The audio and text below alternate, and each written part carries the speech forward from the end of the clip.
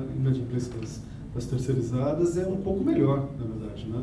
Ele traz, na verdade, o dever de fiscalização da contratante, traz a questão da solidariedade, que é um passo muito interessante, né, na responsabilização do contratante também, e também a questão de uma garantia, de uma caução, né, seja depósito de dinheiro, contratação de um seguro, contratação de uma fiança bancária, ou seja, o PL avança nesse sentido. E é interessante esse avanço do PL, não quero descaracterizar o PL nesse sentido, não.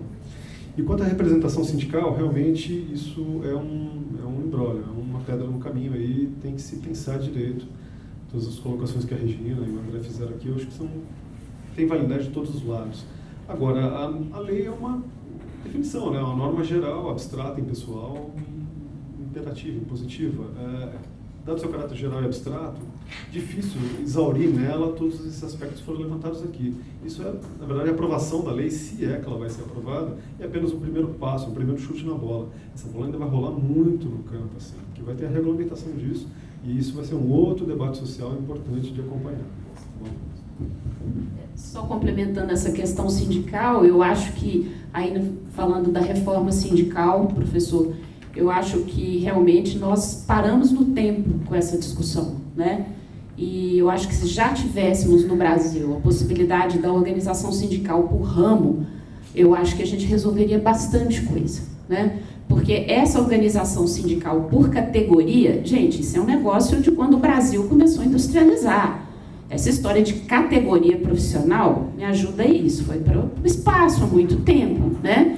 Então, a CONTRAF, né, que é a Confederação Nacional dos Trabalhadores no Ramo Financeiro, ela foi criada com a intenção de organizar os trabalhadores do ramo e não dos bancos, né? Então, ela foi criada para negociar por todos os trabalhadores do ramo. Agora, a nossa estrutura sindical proíbe a CONTRAF de ser uma negociadora.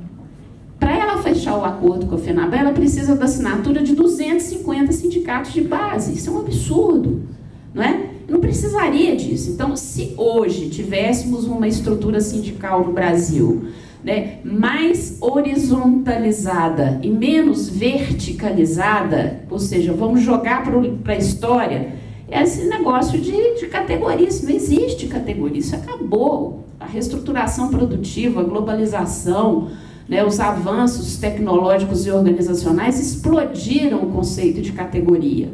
Isso enfraquece a organização sindical, né? Então, acho sim que se tivéssemos avançado na construção de uma estrutura sindical mais ágil, mais dinâmica, mais horizontalizada, a gente não estaria discutindo esse tipo de coisa aqui. A gente já teria, passa para frente. Porque a CONTRAF, que é uma organização sindical que representará o ramo, ela poderia negociar por todos esses trabalhadores que hoje trabalham no ramo financeiro, que compreende uma série de atividades, mas ela não pode negociar. Ela senta na mesa, dá o seu aval político e técnico, mas na hora de assinar o acordo, quem assina são os sindicatos, que tem base o quê? Municipal ou intermunicipal. Gente, não dá para ser capitalismo moderno com uma estrutura sindical dessas. Agora, eu digo, com muita justiça, as resistências são de ambas as partes, de empresários e de trabalhadores, tá? Porque é isso, professor, envolve uma estrutura de arrecadação de recursos bilionária, que vai, como nossa estrutura é espelhada, tanto as entidades patronais arrecadam o imposto sindical, quanto as entidades de trabalhadores, né? Então não é só falar, sindicato de trabalhador, não sei o quê. Não, as entidades patronais arrecadam o imposto sindical também, né? Então, há resistência de ambas as partes em mexer com essa estrutura que foi criada há 72 anos, né? Eu acho que, inclusive para mim, se já tivéssemos discutido uma reforma sindical à altura dos desafios, né, que se colocam para a negociação coletiva no Brasil, nós já teríamos avançado muito nessa discussão da terceirização. A gente não estaria aqui fazendo certas discussões que dependem de uma regulação, de fato, democrática, né, das relações capital-trabalho no Brasil. Por fim, não temos organização no local de trabalho reconhecida em lei. Como? Como Como que não tem organização do local de trabalho? Os trabalhadores não podem se organizar na sua empresa? Não podem. Né? Podem, mas não tem força nenhuma para assinar um acordo, não tem força nenhuma para nada. Então, acho que, para mim, essa reforma precederia todas as demais. Primeiro, uma estrutura sindical democrática, horizontal, que dê poder a grandes contingentes de trabalhadores. E depois vamos discutir a questão de inovações no campo trabalhista.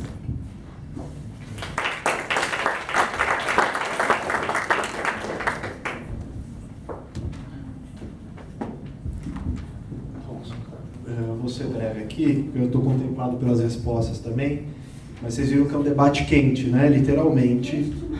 Um debate bem quente, polêmico.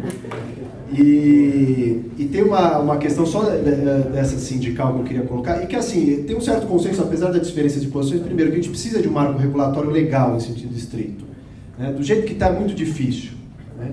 Agora, o segundo ponto é que este marco regulatório proposto neste PL não consegue dar conta do desafio de regulamentar. Tá certo que o direito sempre vai deixar faltar algo, né? O direito não consegue bastar a realidade e, em certos momentos, ele corre atrás para tentar se controlar. Isso é uma coisa importante também, né? Que também o direito não tem que só se amoldar à realidade ou refletir a realidade. O direito tem uma força impositiva.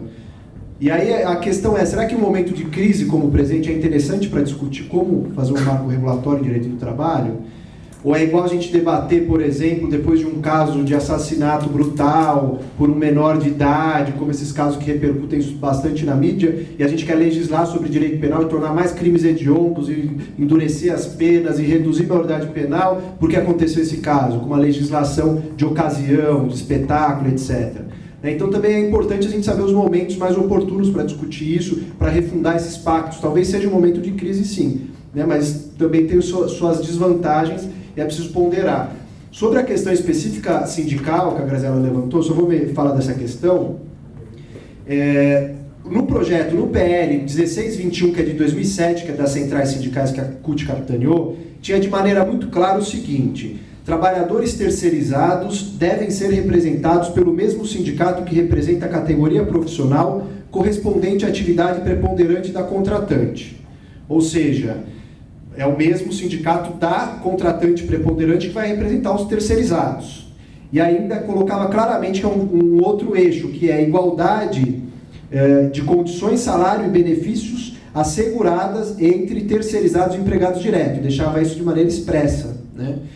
O que tinha no projeto do Sandro Mabel, que é a matriz desse que a gente discutiu aqui, ele falava o seguinte: quanto ao recolhimento da contribuição sindical prevista nos artigos 5, 7 e 8 seguintes da CLT, ele deve ser feito ao sindicato representante da categoria profissional correspondente à atividade exercida pelo trabalhador na empresa contratante.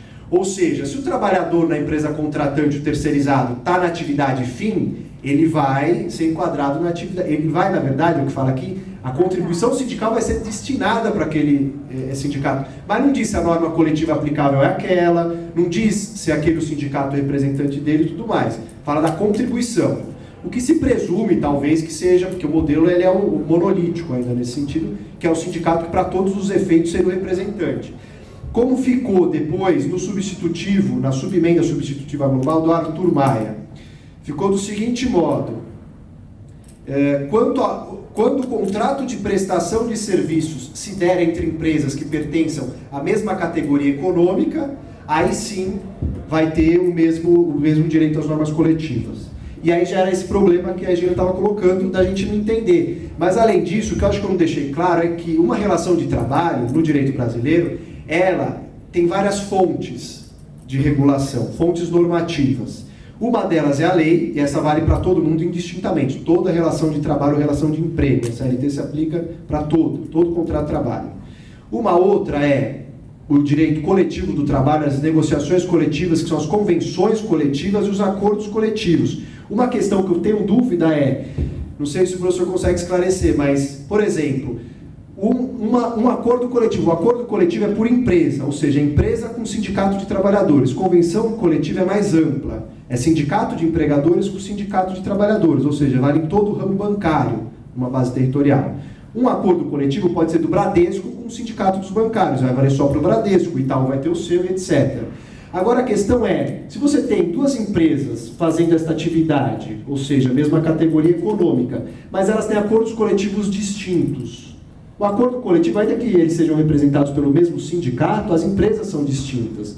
Portanto, o acordo vai manter essa diferença. Ah, ele pode lutar por... Ele pode, mas aí a questão que se coloca é, se eu tiver um banco de 1.000 empregados, você vai ter 100 empregados ali, depois 100 empregados lá num outro lugar. Você está descentralizando fisicamente, territorialmente, você está criando dificuldades dessas pessoas se entenderem como pares, né, como uma identidade mesmo de organização sindical. Então você cria uma série de obstáculos que dificultam um pouco essa ação coletiva. Não que ela não possa acontecer. Tudo bem, mas você imagina uma greve de 6 trabalhadores no conjunto de uma empresa de 1.000 postos de trabalho. Não vai ter muito efeito, né? Vai ter uma dificuldade aí colocada. Então, por isso que esse projeto, ele tem certos avanços e tem uma série de retrocessos que não dá para fazer isso dessa maneira atabalhoada e apressada. Esse projeto merece muito mais um debate aprofundado para a gente poder esclarecer esses pontos, deixar essas coisas claras, o que não significa que vai ter consenso, porque não vai ter consenso. Tá? Determinadas decisões vão ter que ser tomadas.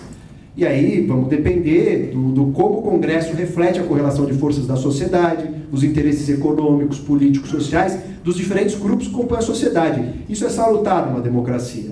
Né? Se a terceirização da maneira antiga acomodava a correlação de forças e expressava bem isso, hoje já não está muito bem assim. E tem uma demanda para alterar isso. E está passando, esse projeto está evoluindo, quer dizer que o setor empresarial também está conseguindo colocar a discussão de uma alternativa mais à frente. Só que uma série de questões nessas disputas entrou projetos e dispositivos de interesse das centrais sindicais e dos trabalhadores. A questão é que não dá para acomodar dessa maneira. Você não pode pegar e só sobrepor essas coisas, porque o projeto não consegue ter uma unidade. Não dá para se entender o que ele está, de fato, prevendo dessa maneira. Ele está contraditório e ambíguo demais, o que vai sobrecarregar mesmo o sistema de justiça.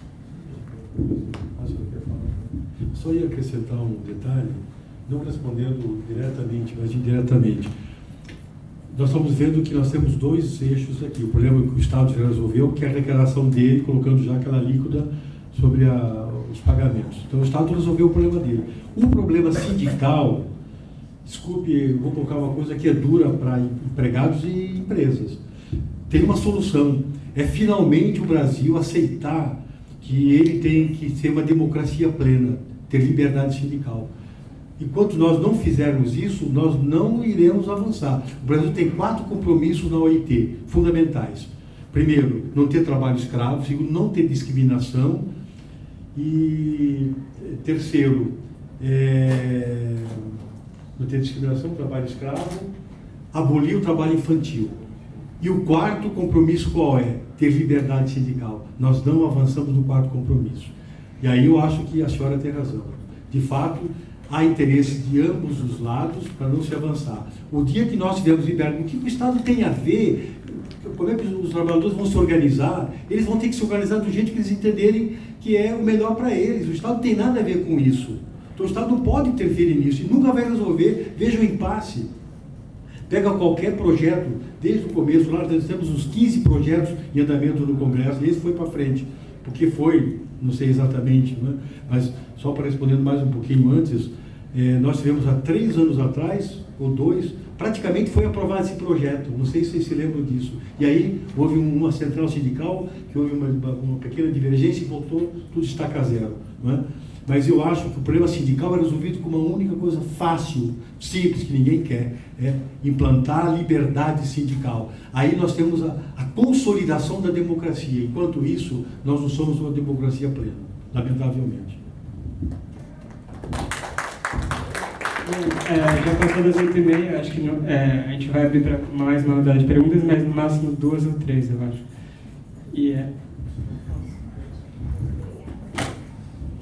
Primeiro, boa noite a todos os palestrantes. Meu nome é Rafaela. E eu gostaria de levantar uns pontos aqui que eu anotei. Primeiramente, o André Marques, é isso, André Marques, né?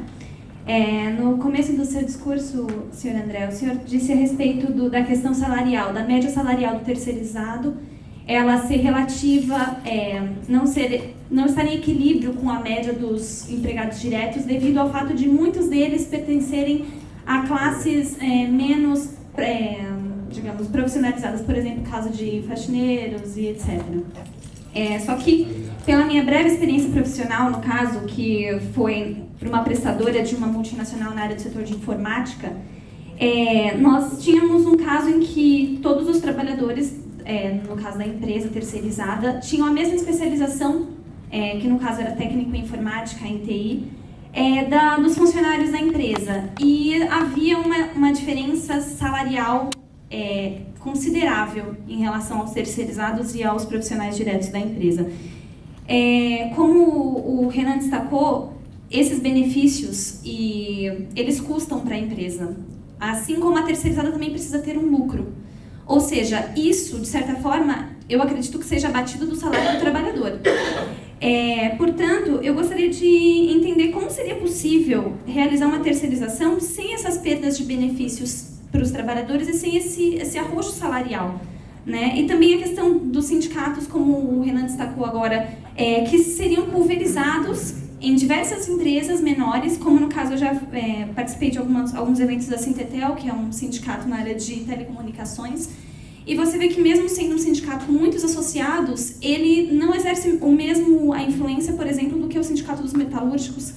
Então, o que ocorre? É uma empresa terceirizada que também, de terceirizados que também tem impacto e não tem a mesma correspondência assim, em mudanças para a área, para o setor. Então, essa é a minha pergunta, no caso, para vocês. Como seria possível essa terceirização sem que houvesse essa perda para os trabalhadores?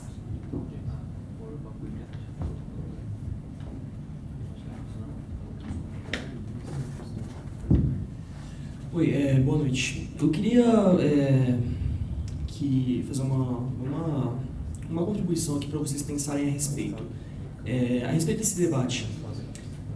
Eu acho que uma das questões mais importantes da terceirização, uma das implicações que a gente devia mais olhar, seria qual é o nosso custo que nós estamos tendo de não estar terceirizando alguns tipos de serviço que causam ineficiências em nossos processos produtivos. Por que eu digo isso? Porque a pessoa que está trabalhando, por exemplo, em um banco ou no setor de produção de uma fábrica, depois que ela termina, ela vai lá, trabalha, mas existe outro lado da moeda, a hora que ela vai consumir os serviços disponíveis em nossa economia. Se eu possuo ineficiências, por exemplo, num setor bancário, e eu tenho, como a Regina disse, né, que terceirizações cortam muitos empregos nesse setor. Se esses empregos... isso é duro para os trabalhadores que são dispensados. Porém, qual que é o preço que a sociedade como um todo e pessoas que trabalham em outros setores pagam para manter ineficiências nesses setores? Qual que é o preço que a sociedade paga na hora de consumir esses serviços? Será que vale a pena eu manter, eu adiar esse debate, eu postergar? Porque as legislações demoram, né? Como já foi citado pelos que trabalham com direito aqui, né? E essa demora, qual que é a ineficiência que nós estamos gerando em nossa economia e o trabalhador acaba sendo uma vítima disso, porque ele que consome, ele que vai estar tendo que pagar mais por um serviço porque você possui. E essa questão da eficiência, bom, se existe uma maioria de países que liberam a terceirização, eu acredito que se o Brasil se o Brasil conseguisse ser mais produtivo sem isso daí, com certeza isso seria, os outros países iriam seguir o Brasil, né? O Brasil seria mais produtivo, seria mais... Era só isso que eu queria falar.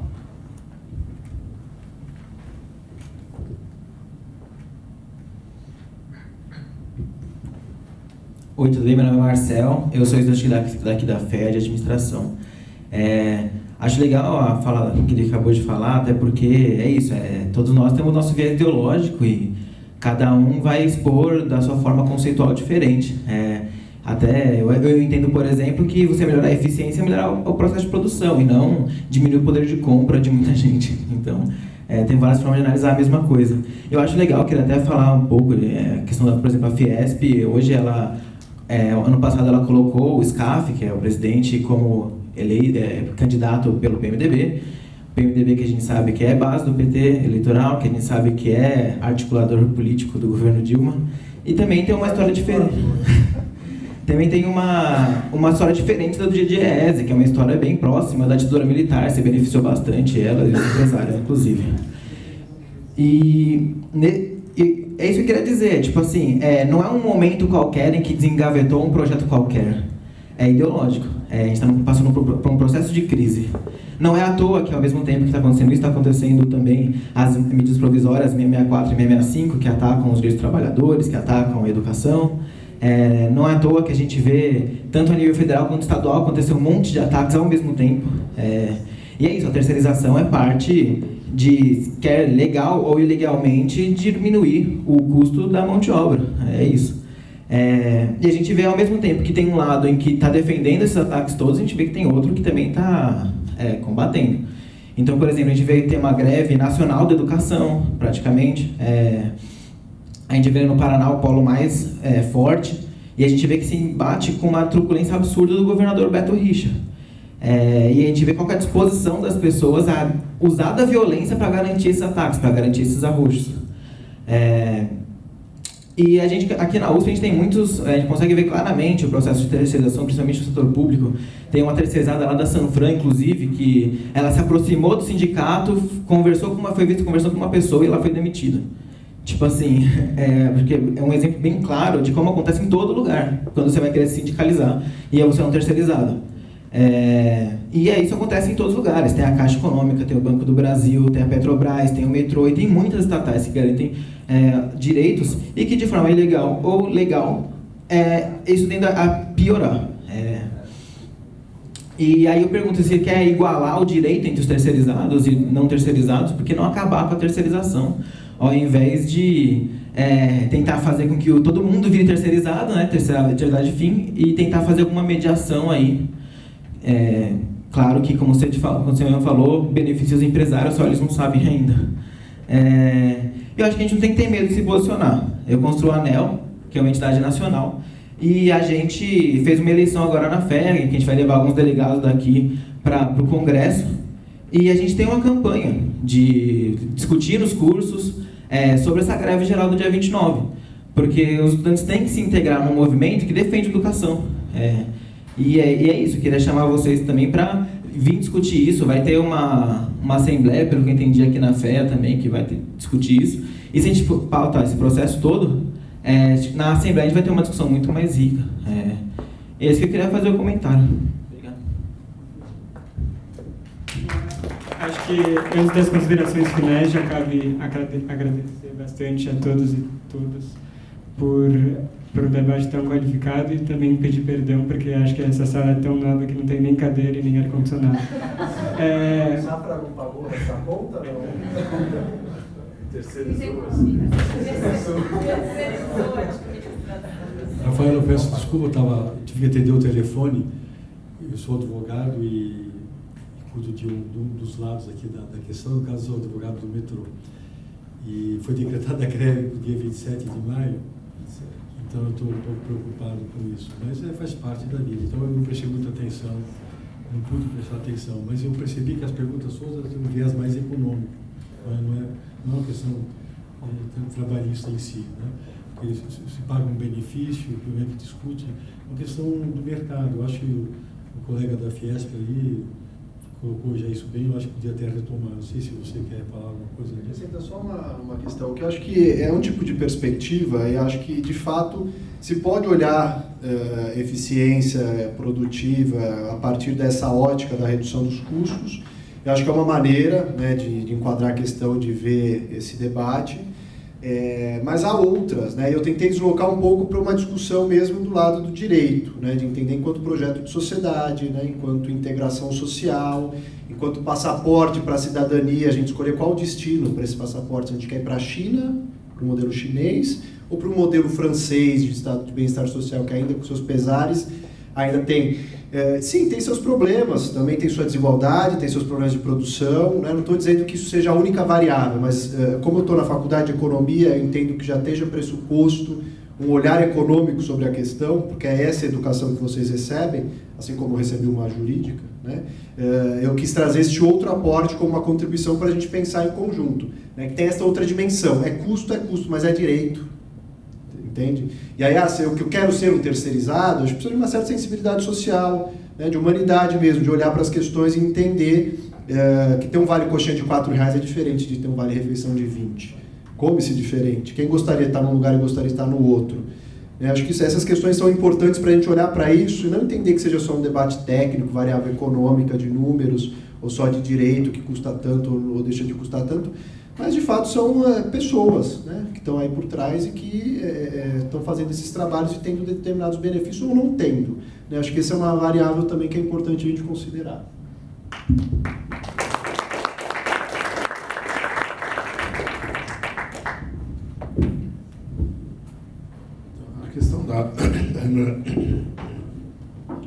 A questão da remuneração média é uma questão estatística, soma todo mundo e divide, tá certo? Ganha igual. Ganha igual por quê? Porque nem toda terceirização o cara faz para economizar, tá? Porque às vezes o cara é mais produtivo na outra empresa. Vou dar um exemplo claro: construção civil, pela norma que o Ministério Público do Trabalho quer impor para as empresas, a empresa está construindo um prédio, ela precisa contratar o cara, precisa ter tudo na carteira assinada da empresa. O cara que faz a perfuração do solo, faz a fundação, que sobe a estrutura, que preenche a parede, que põe o azulejo. Entendeu? Só que é o seguinte, hoje tem empresas especializadas. O cara é especializado em aceitar azulejo. Ele vem, aceita azulejo aqui, acabou aqui, ele vai no outro. Agora, o que eu vou fazer com um cara que é especialista em azulejo quando eu estou na fundação? Bom, já que eu estou pagando ele, põe ele para fazer na fundação. Obviamente, ele não vai produzir igual o especialista em fundação. Então, o segredo do dinheiro está aí. Aonde que está o ganho? Na especialização. Tá certo? Agora, é claro, a gente listou 50 atividades na indústria que o cara ganha mais no serviço. Está lá na RAIS. Tá? Então, operador de máquina industrial, não se dá conta. A empresa dele é uma empresa de serviço. E paga mais por quê? Porque o cara é especializado nisso e presta serviço para alguma indústria, certamente. Tá? Então, isso é uma tabulação numa montoeira de dados. A gente podia, se tivesse mais tempo, investigar direito que empresa, que tipo de... Enfim. Né? E aí tem que investigar mais a fundo, mas é isso que acontece. Então, como que paga mais? Pelo aumento da produtividade e custo de transação. A gente tem que levar em conta que você produzir dentro tem custo de transação. Quando, ao invés de eu contratar alguém que faça, né, é simples. Quanto custa um almoço por quilo aqui no... Ainda tem almoço por quilo aqui? Não, bandejão é 90. Não, bandejão não vale. Suelen, quanto custa? 10 vezes isso. 20 paus, 25 paus? Vai, 47 com meio quilo tá bom, né, para manter a forma. 23,50. Tá certo? Quanto custa para almoçar em casa? Não é muito mais barato? É muito mais barato, mas não é só esse custo. Quanto custa sair daqui para lá, gastar 2 horas de... Você entendeu? É o custo de transação. Então, assim, vou usar o exemplo da Fiesp. A gente tem 150 funcionários de limpeza e segurança. Se a gente fosse contratar no mercado, é pagar o preço deles, que eles têm uma categoria organizada, tem não é o melhor sindicato do mundo, não é, mas tem o piso, etc, etc. Tá certo? Se a gente fosse contratar, ia contratar por esse preço. Né? E por que a gente contrata alguém que ganha esse preço, mais os impostos todos e mais a margem da empresa? Para não ter esse custo, que é um custo muito maior do que isso tudo. Né? E eles também têm um ganho de escala. Sei lá, a empresa que faz a segurança da festa tem acho que 5 mil empregados. Né? Então, assim, onde está o segredo?